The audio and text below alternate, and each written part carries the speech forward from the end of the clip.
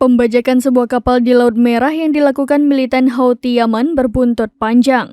Sejumlah negara seperti Jepang bahkan ikut mendesak Houthi agar segera membebaskan kapal yang diduga milik pengusaha Israel tersebut.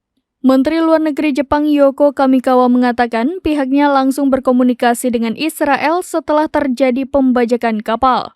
Jepang bahkan mendekati militan Houthi secara langsung dan mendesak kapal segera dibebaskan seperti yang dikutip dari Al Arabiya pada Senin 20 November 2023. Keterlibatan Jepang dalam pembebasan kapal bernama Galaxy Leader tersebut menimbulkan tanda tanya. Menurut militer Israel, kapal tersebut dimiliki oleh sebuah perusahaan dari Inggris dan dioperasikan oleh perusahaan Jepang Nippon Yusen. Oleh karena itu, Tokyo pun ikut serta dalam upaya pembebasan kapal.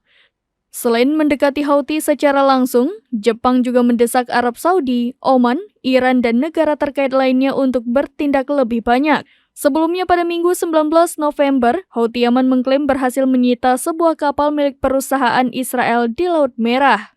Kapal tersebut berisi 25 orang, namun bukan warga negara Israel.